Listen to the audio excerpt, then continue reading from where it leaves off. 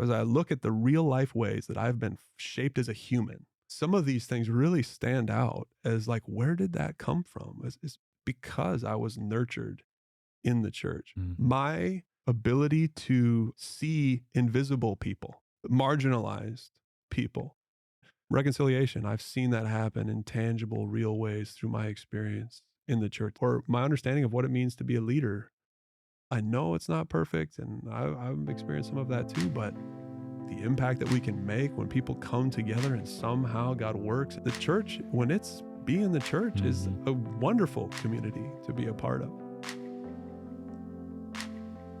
Hey everyone, welcome to TheWalk podcast. This is a place where we can answer honest questions, talk about hard issues, and walk alongside one another as we explore how spirituality fits into real life. I'm Gil, I'm your host, and today we're joined by Luke Erickson. As the executive pastor here at Mountain, Luke has invested his life into serving the local church. When he's not at church, you'll find Luke hanging out with his wife, Holly, and their 5 kiddos, probably playing basketball somewhere. Luke is here to lead us today as we explore our topic on the church. What it is, what it's not, some of our misconceptions about it, and why the church matters. We know that the word church brings up many different feelings for a lot of us.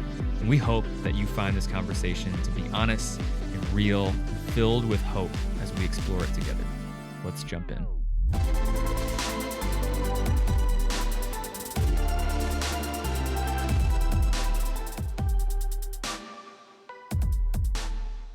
Oh, hey friends, welcome back here again with Luke Erickson. Luke, what's up? Hey, Gil, glad to be back. Yeah, this is fun. I enjoy talking to you. We kind of have a fun topic question of what is the church. We want to recognize too, there's so many things that come up when you hear the word church, challenging things, uncomfortable things, and beautiful things as well. But obviously it's a complex issue, and that's kind of why we want to talk about it. I think it's the heart of both of us and our church, and definitely the heart of this podcast to say like, whatever's out there that's challenging, we want to wrestle with it and be honest about it and walk through it. I want to preface before we begin and just say this will not be an exhaustive coverage of everything regarding church and church history and how the Bible talks about it and all that stuff.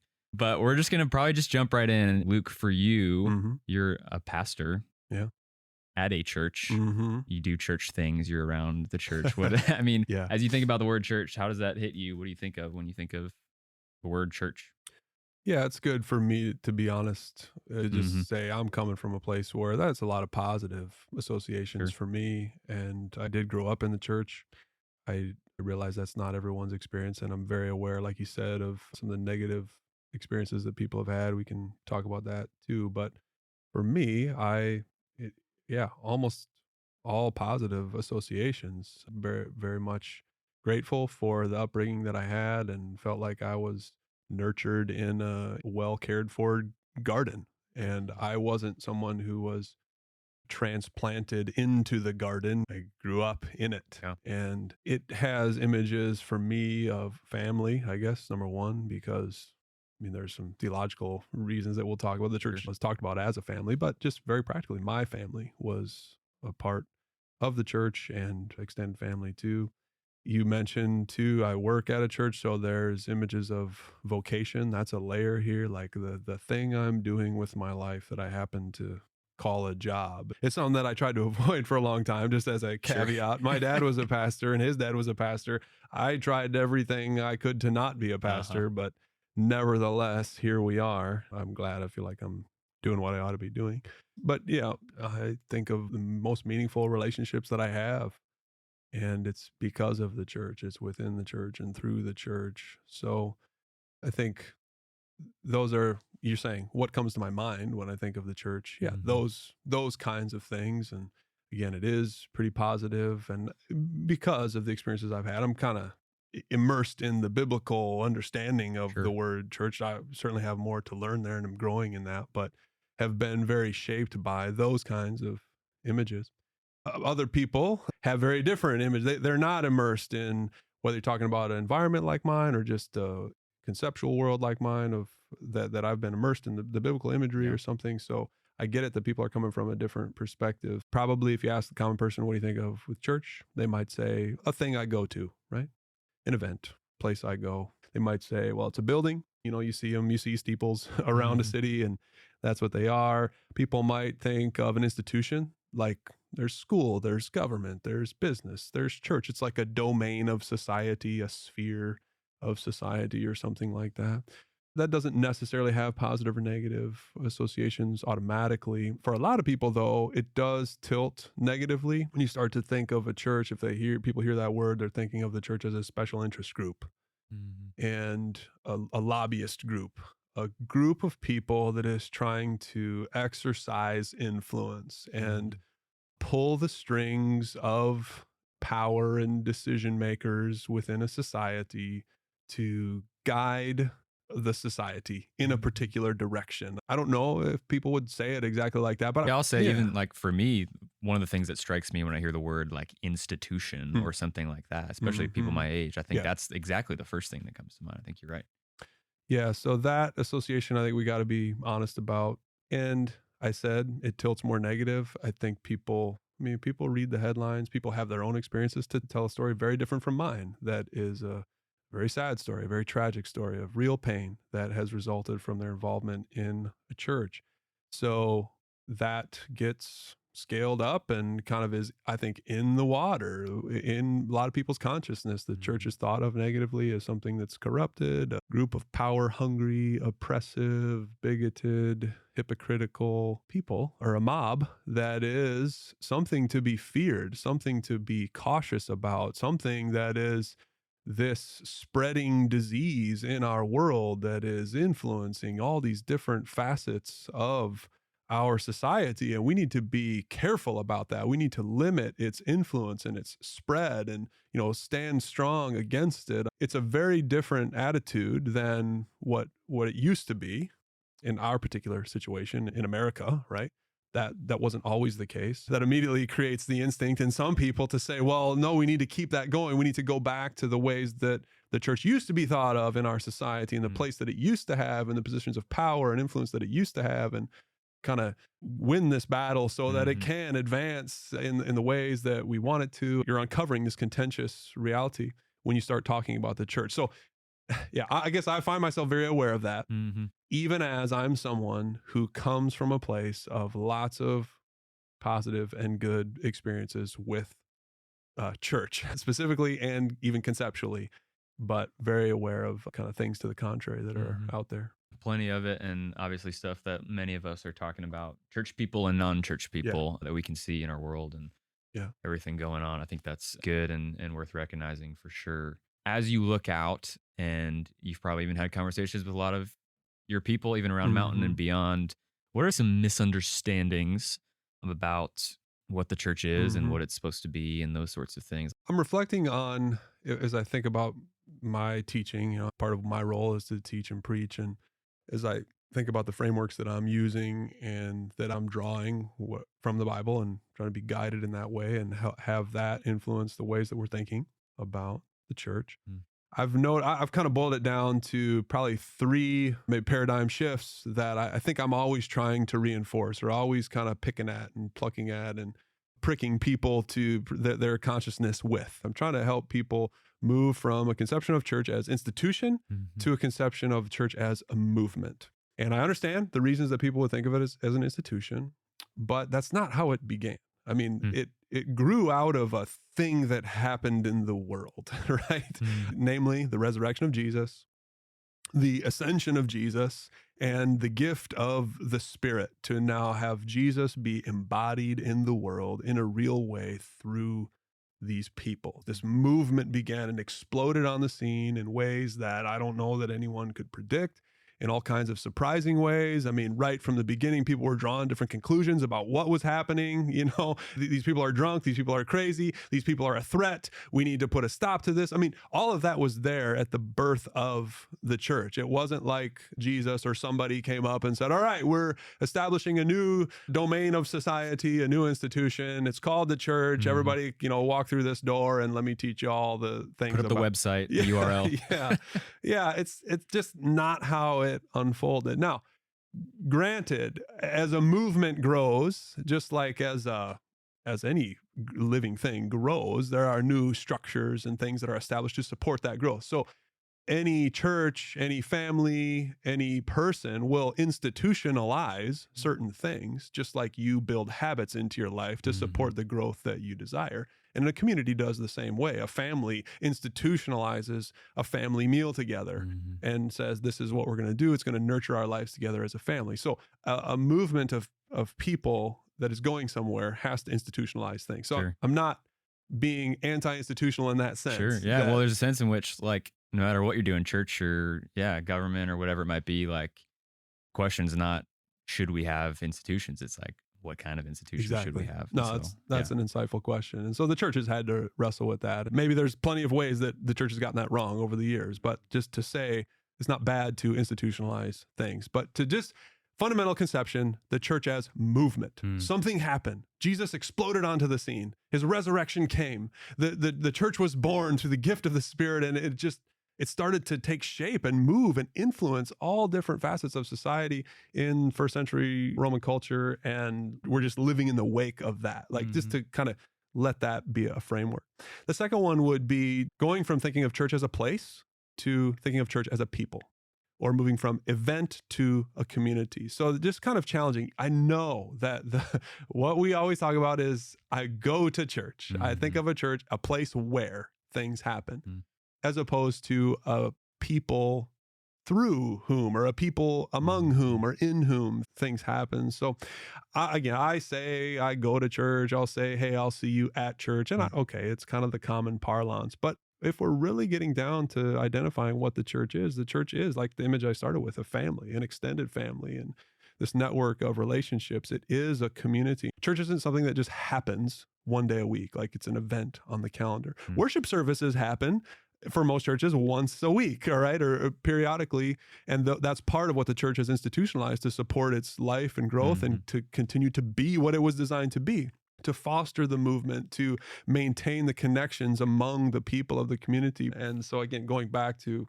what the Bible is teaching about what the church is, it's this assembly of people, this body of people that of course has a rhythm to how they meet and what they do, but it's a body. So just community thinking. And when you start to think that way, then you can't just relegate church to like this part of the week or this section of town, or where like churches, I'm a part of that.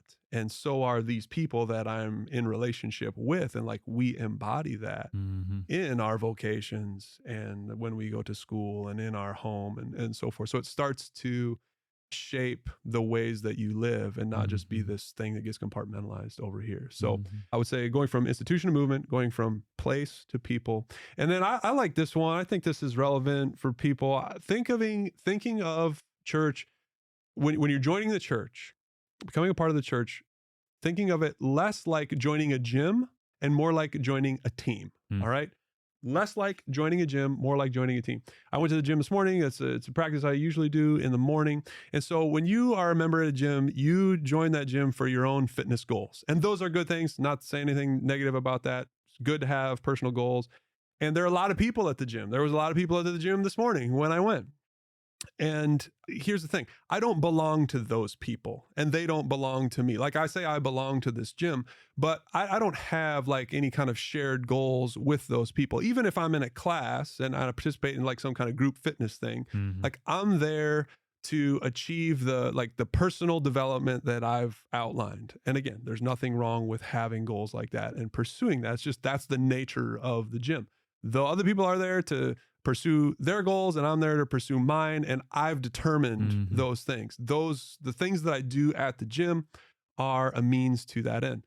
I think so many people, when they think about the church, if they are joining it, which is good, hey, welcome, come and eat with whatever understandings you have, that's fine, even if they're imperfect, and they likely will be. But when you bring those kinds of expectations to the church, you think of the church as like just another, like a gym to serve me, which of course fits within a larger framework of just like any other business that exists to serve me. That business has a product, it has a service that I want to access. And so there I go to that thing and it serves me for the purposes that I hope it will achieve. And so then I start thinking of church that way. And you can start to see where this is going to lead to potentially some disappointment because I have this framed up agenda of what I imagine for this church thing to do. And I want it to serve me just like the gym serves my needs. And of course, as soon as the gym stops doing that, then I will quit the gym or join another gym or design a different plan. And I think of the church in the same way, and plenty of people have done that because that's what it's about. I've set the target of what it needs to supply me, and then I kind of hold the church to that standard. And I see the church as a vendor of those, like you say, religious goods and services. And as long as it's serving my spiritual goals, if you want to say it that way, then good, I'll participate in it. So contrast that with a team. I've been a part of lots of teams. An athlete, love playing sports. But in a team sport, I still go to the gym. I make that commitment. But it's because it serves the ends of the team. And if we are both on the same team, I hope you're going to the gym. I hope you're working out and exercising your muscles. I hope you're improving your strength and your flexibility because we have a shared mission. We have a shared purpose. We have a shared bond. We're accountable to one another. Unlike all the random people at the gym, like we do belong to each other and we answer to this shared vision of what this team is about. In this case, what the church is about. So the team mentality says, yes, my individual development is important. It's just framed within that much larger vision of what the team is about. And in this case, if you want to kind of carry the analogy a little bit further, like I'm not the coach of that team. Like you could say God is the coach. God is directing the vision for this team, what this team is going to be about, the distinctives of this team, the values of this team. So I think it's important for people to know that, like, when the invitation is issued to sign on to this team, it's that kind of invitation. It's not like a gym saying, hey, join us because everything you want this to be about, it can be about, like you do you and make it. It's not what this is. It is an invitation. It is a loving invitation. It's a wonderful invitation, but it is guided by a God who has an agenda for it and a vision for it, and who is going to be asking you to kind of lay your agenda at the door, so to speak, and pursue something that at least this God who says that he created you is good for you.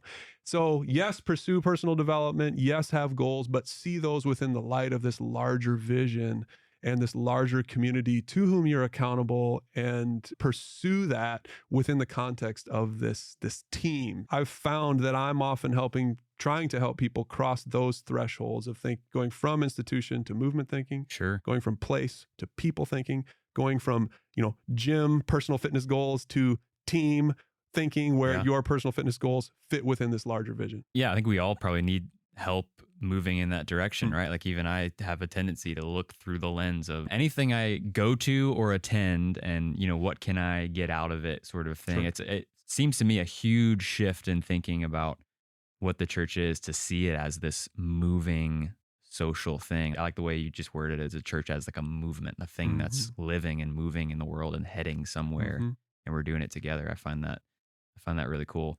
And just to maybe speak, like everyone has that sense, probably if you've been in a church long enough, of like, you're kind of asking and wondering, is this church meeting my needs? And I'm not saying that's a bad question to ask. I guess I would encourage someone to be thoughtful and patient and prayerful and communal about working through that question, and not to just automatically assume, like we do in our consumeristic culture, that if the answer to that is no, or at least I don't perceive this church to be meeting my needs, so to speak, that then the immediate response is, well, then I'm going to leave this thing behind. That's what we do when our cell phones don't work like we want to, or when whatever service that we're accessing doesn't fulfill what we're seeking. I'm not trying to make an excuse for any church that is just doing a poor job at living out its calling and identity. I'm not saying that you could never, leave a church. We do have to acknowledge where a church is not fulfilling the vision that it's a part of. But we do also have to be really careful that our decisions aren't just guided by this consumerism, and kind of our whole attitude toward that isn't being framed by some just individualistic pursuit that I guess distorts what the church is, and then distorts even what does it mean to be human, and what does it mean to do with my life, and how should I direct my life. So If church isn't meeting your needs, okay, press in, invite, talk to the people that, do guide and lead the church, and, move toward others and invite others to shed some light on that and give their perspective, and, just do that thoughtfully and carefully and humbly. And yes, I do hope a church meets your needs toward the end of you being stronger, so that we're all stronger, so that God's vision for the church in the world can come into being. Just always have that bigger picture in your mind. I think it just reframes that feeling of angst when it's like, oh, I don't feel like it's meeting my needs anymore. I think that's great. You mentioned this movement that rose up in its purest form and in its beginning. I'm interested to know from you, as you reflect, like, how does the Bible talk about the church as it got started? Where does it fit within the biblical story and all that stuff? Yeah, well, it is a continuation of the story. We've talked in other episodes about the nature of the Bible and how it is this unfolding drama of God's work in the world that God created. And so the church does come as a natural and strategic continuation of that story. The God that created the world, created it good, is then finding himself reacting to all the ways that sin and distortion have corrupted that world. And it's like, all right, I'm trying to work with these humans here who don't really seem interested in working with me. It's a really tough position that God is in. And he doesn't just discard everything. He's like still trying to work with a people that can bear his image and represent God faithfully in the world, so that the goodness and blessing that God wants for the world can happen. All right. So just kind of speaking in big terms about how the story of the Bible is introduced and then how it unfolds. And so it's a long, messy history, and we can talk about that at other times, but it does lead forward through what we call the Old Testament and point with a hope that holds on to the fact that God is still working through these humans to bring about the purposes that God has for creation. Like, the destiny of the world is still in the hands of these humans. Okay. God has made judgments along the way that, no, you are disqualified from trying to carry this forward because you just insist on distorting it. Okay. Yes, God has acted and had to intervene in certain ways, but through that ugly and tragic demise in some places, from the ashes, from the rubble, quite literally, is right. Read the Old Testament, there are these voices that say, God is not done with us yet. And that in itself is just amazing. Like, when you really let the sweep of the story just hit you and wash over you, and you walk through the difficulty, just that journey from Genesis through 2 Kings, when like it all comes crashing down, it's a lot, man. And then you hear the voices of the prophets who are, providing an explanation for why it had to come to this, right? And at the same time, they're saying, God is not done yet. God is still somehow at work through the people that he is trying to get to bear his name in the ways that are consistent with how God designed them, right? So that's the drama, the way the drama develops in the Old Testament, and the ache that we have as the Old Testament comes to its conclusion. We're like waiting, well, who is going to bring that about? Who's going to lead us into that? Because all the leaders that we've had have ultimately fallen short of that. So who's going to make that happen? And that sets the stage, of course, for Jesus. And Jesus shows up and says, it's me. And everyone looks at Jesus and is like, well, you just kind of look like a poor carpenter's son. Are you sure? Let's see. Where is your clout? Where is your army? Where is your position and status? Where is your strength? I mean, we don't see it, Jesus. There's this dissonance of like, really? Like, God is bringing about God's intentions for the world through you? Really? I'm not sure I can take that. And of course, that leads to where everyone who was kind of buying in along the way eventually scatters and concludes, oh no, it's actually not happening. The things that we thought and hoped that God was going to do through you are clearly not happening because Jesus died and he was buried, and that was it. Okay. And so the idea then that this story was going forward clearly was coming to a screeching halt. And then that's the stage for this incredible event that we, pin our hopes on and ground our faith in, the resurrection of Jesus. And now suddenly a whole new world is born. And someone described the New Testament as being written through, like viewing through the porthole of the resurrection. So we get the New Testament, and which I'm getting to the answer to your question of Acts and all these letters that were written to churches, is all, it's a response to the resurrection. The resurrection of Jesus is now reframing our entire understanding of reality.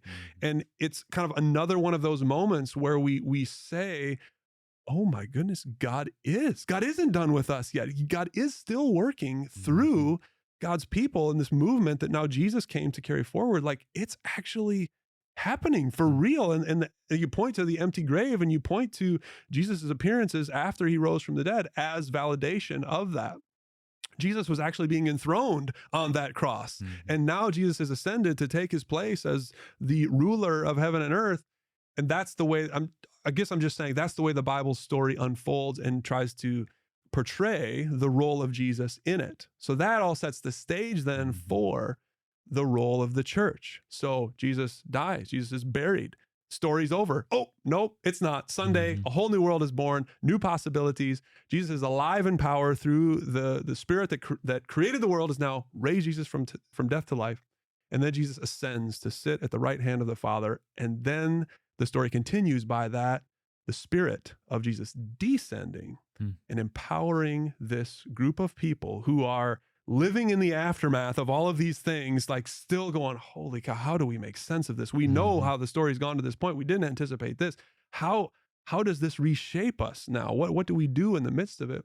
And it is interesting how when they were gathered there, when the Spirit did descend, it was on the day of Pentecost, and it just very distinctly goes around and says there were people there from all of these different regions, all these different cultures and customs and just geographical areas had all come to this one place. So the day the church was born, it's multicultural in its expression. Jesus is as the center. The Spirit shows up and just starts to work and empower this community of people to go. And what do? You turn to the book of Acts, which is like volume 2, the birth of the church. It's now the Spirit working through the church to do and influence the same kind of things that Jesus was doing. And so it's just, Jesus is still here. He's just changed bodies. Jesus is now embodied through the life of the church and is now going forward and starting to influence the society. And again, that's a very unlikely story. Sure, yeah. Because you got all these people like you and me, or people like Jesus, poor carpenters or whatever, coming and saying, yeah, I'm down with that. I want to drink from that Spirit. I want that Spirit to take up residence in me and work through me and help me be the full human that God designed for me to be. And then I can actually have an influence in the place where God has put me. And like, that's the miraculous thing that the Spirit is doing, changing individuals, reforming individuals who then participate in the changing and reforming of the world around them. And in Acts, you get these little glimpses of it. Something happens. And then what does it say? And then the Lord added to their number. And then, a little bit more, this minority group, and they do a little more activities, and they start to institutionalize some things, and they got to answer tough questions, and they got to work out the complexities of being real people in the real world and, in a hostile environment. And then they do that. And it says, and then the Lord added to their number, and it started to grow and it multiplied. And this unlikely thing that had no political power, no army, no clout, no status of any kind really began to grow through the power of the Spirit. And again, the author of Acts testifies that that's God working through God's Spirit, through God's people to do what God intended to do, to lead the world toward the goals and the destiny that God has for it, to bring blessing to all nations and renew and restore everything. So that's a big, highfalutin story. Yeah. Okay. So I don't know. Did I answer the question? You did. Okay. You did. Thank you. Yeah. No, that's great. Sweep. So Luke, you mentioned the church as this movement, this thing that has spread. Talked about the book of Acts and has led us all the way up to this moment that we're in, this big sweeping movement of what the church is. A beautiful, beautiful picture. Talk for a second about the word church. We hear the word church. There are like a global thing maybe, but there's also like local churches. Talk a little bit about how that movement expresses itself even where we are right now. Well, I think what we've rehearsed guides us to see our involvement in a local church as part of this bigger movement. And so there is the church. There is a global brotherhood, sisterhood that we share as communities of believers all across the world, which have different practices, different languages, different customs. But there is this unity to who we are, and this whole network is united by Jesus and the presence of God's Spirit that shows up embodied in real times and places and among people and cultures. And people on the other side of the world speaking a different language are praising Jesus just as we in our context are praising Jesus. And I would say to any individual, it's like, yeah, find a local church. Understand that as you do that and as you respond in obedience to Jesus and you join a local church, I do hope you see yourself as part of this big worldwide story that's true in some real sense. But of course, it's on the ground in a real, practical, tangible way through your local engagement with the church and the people that you're sharing life with and sharing meals with, and that you're quote unquote going to church with on Sundays, that you're worshiping with. And so to emphasize that local connection, I think is consistent with the way God designed the church, just as we talked about how it was birthed where people were all gathered in one place that had different cultures and customs and were part of different geographical areas. So as it was born, then those people spread out and scattered, all which over, was part of God's design. And the fact that the mission of God is so portable and adaptable, and it just needs to be about Jesus at the center. Jesus says, where 2 or 3 are gathered, there I am in their midst. And that's 2 or 3 people who speak Hungarian or Swahili or English or whatever. Jesus is wanting to have a heavenly presence there and begin to reshape and influence the on-the-ground realities through those on-the-ground people who are living and working and going to school and just making a life there. Those local embodied expressions are how it always happens. And that's the invitation, of course, to join the church is really expressed through that local invitation to join this particular church, this particular community, this particular movement of Jesus followers in this particular corner of the world. I think we often forget, the global body of Christ, as people call it, the global family. Like whenever I get ticked off about whatever is bothering me about the church too, it's often something that's happening in my local corner. The issues I have with the church are often local issues. It's the people on the ground and stuff. And sometimes I can forget, I think, the larger picture of God's family that he's creating all around the world, that I think it creates kind of a special relationship. So, and the global church is flourishing on lots of different fronts and in lots of different ways. And the challenges the global church is facing in different cultures is different from the challenges we're facing. They're asking different questions, sorting through different complexities depending on the situation. And nevertheless, in all of those places, the Spirit can be at work and create new possibilities. And we got to reinvent and adapt and work it out in practice, in real ways. And God promises to be with us through His Spirit as we do that. And so that is an amazing thing. It's good to kind of throw your mind in that bigger perspective as you're doing whatever you do in your church, meeting with your Bible study, participating with your friends in church and all of that. And like, we're not the only game in town here in America. God is doing a lot through His faithful people all over the world. And we join in that and celebrate that and have some neat opportunities through trips and relationships that we have to participate in those other expressions too. Yeah. I'm interested to know from you, what are the things that mark what the church is? What that makes character? A church a church? Yeah. How do I recognize it in the world? Yeah. Well, the presence of Jesus, I guess, is the obvious starting place. I know can be mysterious, but it's like that is what marks the church. And some practical things as that's borne out, the presence of Jesus leads to, I'll say bearing witness or the proclamation of Jesus. Like the story is told of Jesus and who Jesus is and what Jesus has done. And like there is that proclamation. Where in the world could I go to hear a voice from God, to get this kind of distinct perspective on reality, to hear the good news of what God is doing in the world? Where could that happen? Oh, among and in and through this church community. That's where God is hoping that it happens. That's the people to whom God has entrusted it. So the proclamation of Jesus, and then experiencing the presence of Jesus. And, we talk about how the communion meal,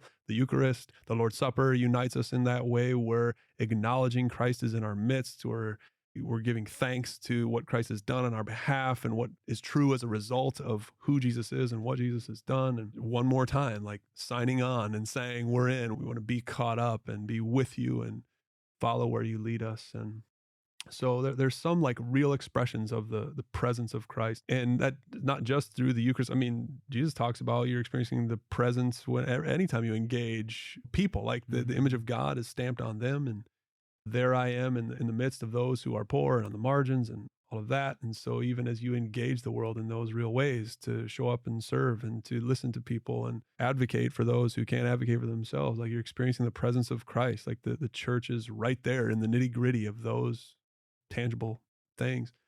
A community then that takes its cues, like it's a communal thing. Church is a communal thing that is everything about that community is defined by Jesus. And so it just shares practices together of things that continue to form it, just like a family defines certain activities, certain rhythms, certain habits that say, this is what marks our family. This is kind of how we live a life together. The church does that too. And so there's a shared life, and that's talked about in some distinct ways in the book of Acts. And then that gets contextualized in all different cultures as the church develops and imports itself into different cultures, like a shared life together, a shared sense of mission and accountability to and answering to that mission that then plays out in all kinds of love expressing itself tangibly, right? Like love is a verb that's acted out in the midst of these people, generated by Jesus himself, and then lived out in practical ways. So I think that's not maybe exhaustive, but some of the first things that come to my mind is I'm trying to look for, well, what is a church?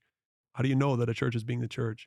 I think those are some of the distinctives. Not just a group of people that maybe stands in the same room and thinks the same things. Sure. Yeah, sits in the same seat. Little bit of a Sunday. different picture of a community of shared life. Yeah. Yeah, and I guess to just draw a sharper point on one of those distinctive practices, like a church that is worship. Like I probably should have singled that out. Especially, I'm glad you reminded me not to downplay the thing that happens on a Sunday. Okay, yeah, we go sit in the same pew, we sing the same songs, or what. Like I get how that can be just routine and rote and maybe, lessen in its meaning if it's not continually recontextualized and refreshed and, seen within this larger framework. So we do keep that fresh. That should never get boring and old and stale and, relegated to the realm of meaninglessness. Like, no, the church at worship, like where can I go in a community to see God, the creator, being praised and exalted in the ways that God is due? It's like, oh, the church. If I go to the church gathering, then that's a place where I'm going to see that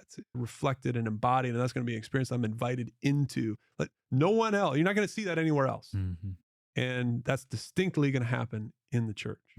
And that brings life and healing to a community when that happens in the pure and good ways that it's designed. That's great. I think there are a lot of people who would hear a story like that and think, man, that's really beautiful. Like I get the Jesus thing and that sounds really great. But you mentioned the book of Acts as this story of people, God's church, right? Figuring out how the heck do we do this thing and move it forward. Like I think where the human element comes in is where most people, a lot of us get a little uncomfortable and tend to get off the train a little bit. I mean, some people have maybe a idealized version of the book of Acts where it's like they're just going and doing amazing things, but it's also like tons of messiness and conflict and stuff that they're working through as well.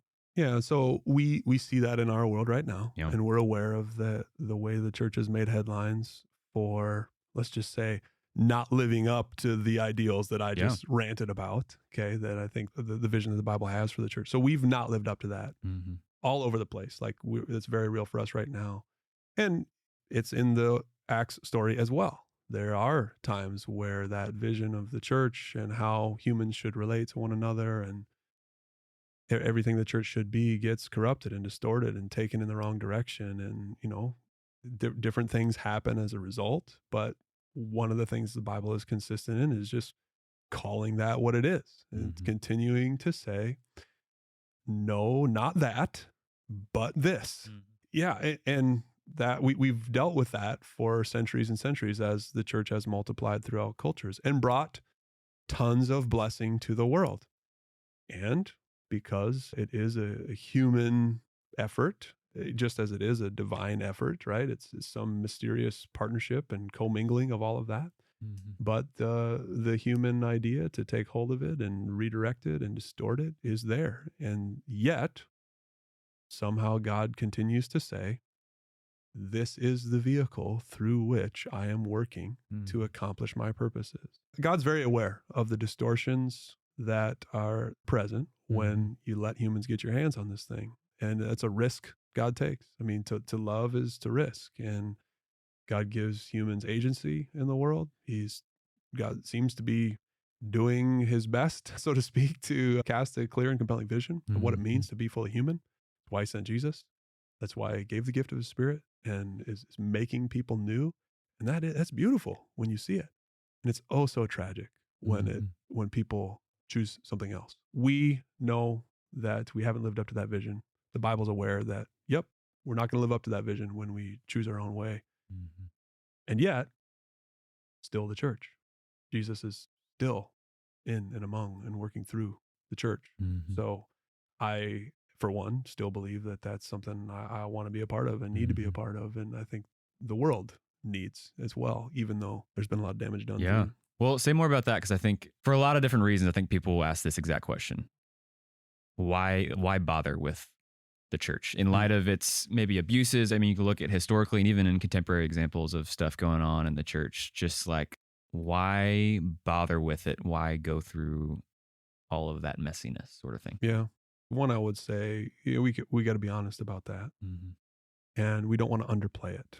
And where there has been pain, we need to be attentive to that pain in all the ways that I think Jesus would coach us, in the ways that Jesus himself is attentive to our pain. Like that's one of the beautiful truths about God, and that his Spirit is alongside us, is even dwelling in us, is interceding for us when we experience the ache, however it results. All right. We know that God is there, and in any place where the church or its leaders have been dismissive of that pain, we just need to repent of that. That does not bear the character of Jesus. It's not at all the church living out its vision. So yeah, we don't want to underplay it. I guess I would say at the same time, while I'm speaking philosophically, I'm not going to go in and, somebody who's in pain and say this exactly at this moment. But I would also say, don't overplay it. All right.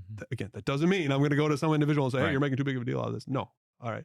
But just taking a step back, like we don't need to overplay it either. Like there is still a resounding hope ringing through the message of the gospel, of the Bible.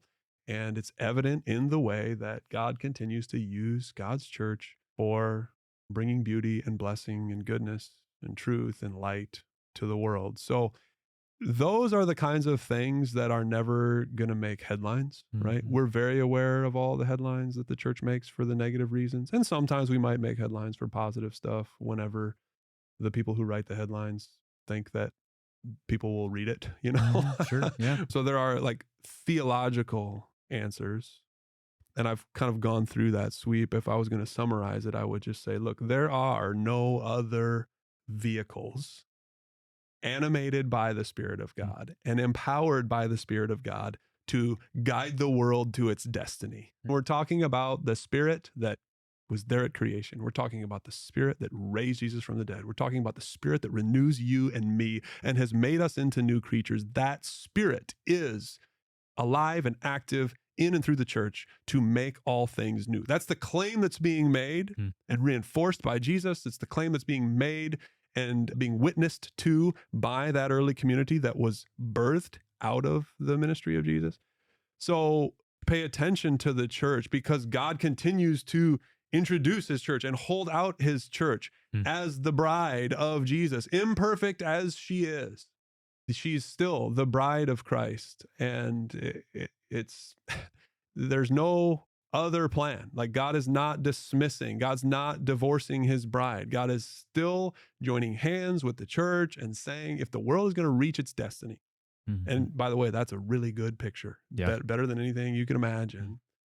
If that's going to happen, the church is going to be that instrumental feature of it. So that's, again, a theological answer. There's no plan B. No plan B. Yeah. Church is plan A and what God is doing in and through the church.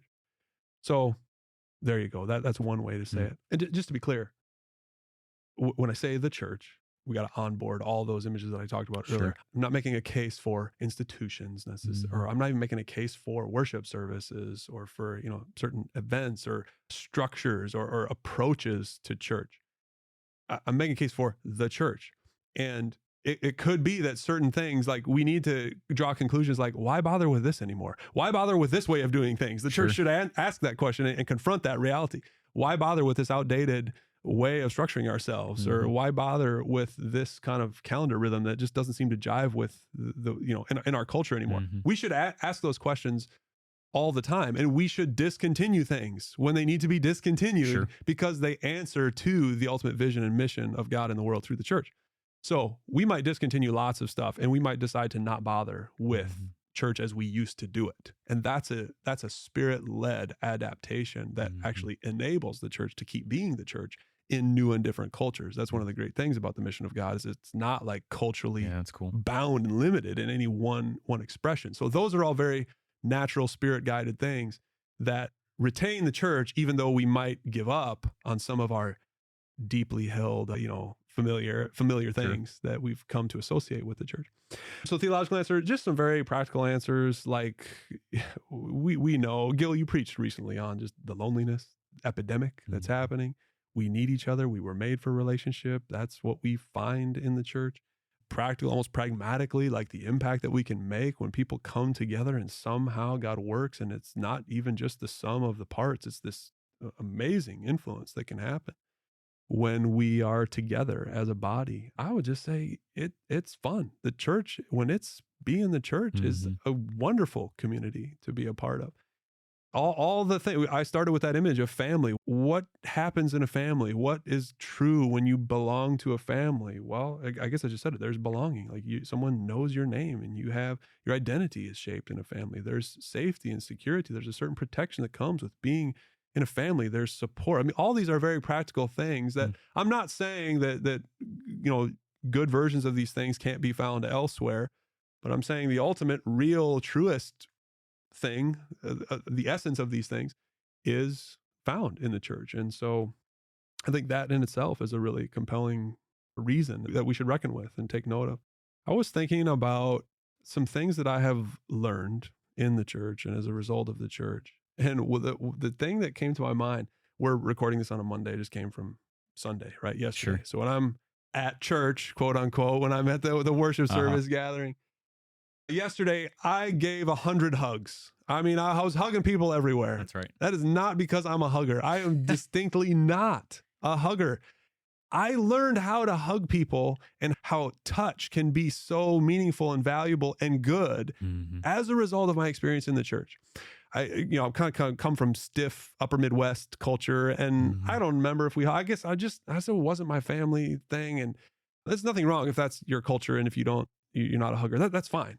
And if you are a hugger, okay, you just do it naturally. I'm saying I don't do it naturally, but I've been shown how to hug. I've been shown how to make meaningful connections with people, and through the value of touch in the church, that's where I learned it. That's where I saw it modeled. And the ironic thing is, of course, that the church makes headlines for all the ways that we have distorted touch and the ways that we've abused that. And that is awful and tragic. And I don't wish for that. I'm not giving my story as a way to say, see, that's no big deal. I'm not saying that at all. I'm just, as I reflect, like, yeah, I've learned how to have meaningful touch in healthy ways as a result of the church. And that's never going to make any headline. Again, that's not to diminish the times that it has made headlines, but just that's why I bother. One of the reasons why I would bother with the church. I've seen, and again, this comes as a surprise to probably a lot of people, like the handling of conflict. I've actually seen that modeled incredibly well in the church. That's how I've learned to do it, because of what I've seen in the church. The ability to have hard conversations in love.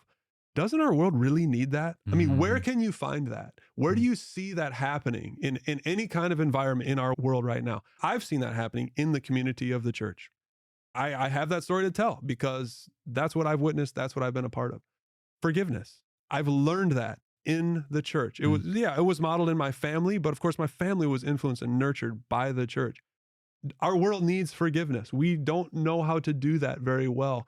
And when we get glimpses of it and when it happens, it's amazing when you see someone humble themselves Mm-hmm. and acknowledge, take ownership of their actions and express that and try to renew and restore the broken relationships that they've created, I mean, it's like whole new worlds are born. Like, Mm-hmm. oh, there's whole new possibilities open up when that happens. I'm not trying to overstate it or make these grandiose kind of claims. I mean, that's really Mm-hmm. what happens. I've learned that in the church as I look at the real life ways that I've been shaped as a human.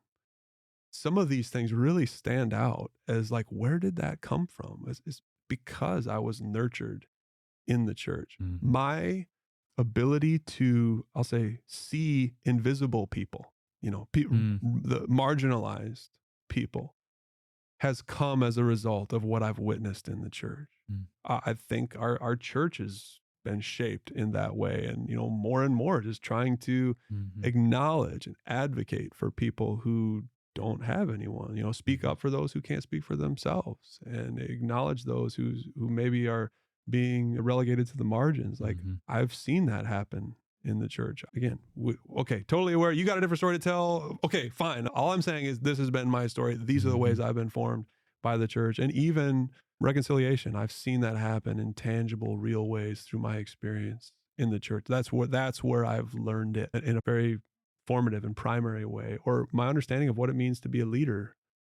I've seen it in the church. I've watched models. I've heard it taught. I've gotten chances. People have put trust in me and thrown me out there and given me chances to lead, and, lovingly and humbly come alongside me and redirected me and rebuked me and given me chances again and forgiven me. And a place to fail and be supported and all of that. Like, that's the reality of the church for me. I was just forced to think about why bother with the church. Those are some of the ways that I would just feel like, well, yeah, I want to be a part of that kind of community. And warts and all, I know it's not perfect, and I've experienced some of that too, but I want that. I want more of that. I want that kind of thing for my kids and anybody who I have influence on. I would point them to the church, because I was like, if you go toward the church and you immerse yourself in it, those kinds of things could be true for you. And that would be awesome. Like, it would be in that spirit that I would hold out the church and sort of compel or invite people to take it seriously. Yeah. I mean, that's in some ways, my experience is very similar to yours, Luke. Like the things that you're taught over a lifetime of walking through. As you talk, I think like the church really is exactly what you just named. It's like a community of people that share practices and things such as goodness and justice and hugs and joy and reconciliation. A lot of things that we really, I think, long for, that I don't know that I would have in any other place in my life other than the community that I've gotten to be a part of. And that's, I think that's a huge gift. What would you say to the person who is kind of just wanting to do hey, it's like, I'm down with Jesus, I'm not down with the church. Like, I'm pretty good. I'm doing the Jesus thing. Like, I feel spiritually connected to God. I don't really need the church. I'm kind of doing just fine. An approach like that, how would you respond to a person that's coming from that? Yeah, that's a great question. The thing that always comes into my mind, because I think I'm wired that way, where it's like, if I could do the faith thing by myself and do, spiritual disciplines and all that stuff on my own, I would take that in a heartbeat. Yeah. Okay. I would isolate myself and do it, read all the books or whatever, and have a faith that is private. The short answer is, I don't think Jesus allows us to do that. I think Matthew 25 is a really interesting place where Jesus says something pretty radical about like the people around you. He basically says, like, wherever you see people, and especially like those on the margins, the poor or the oppressed or the orphan or the widow or someone who's sick or in prison, he basically says, wherever you see them, you see me. And that for me has reshaped the way I see just people, like on the street, at the gas station, in church, out of church, whatever. Like, the idea that the human being in front of me was created by God in the image of Christ, and that person exists to be the person of Jesus to me and witness to me in a certain way.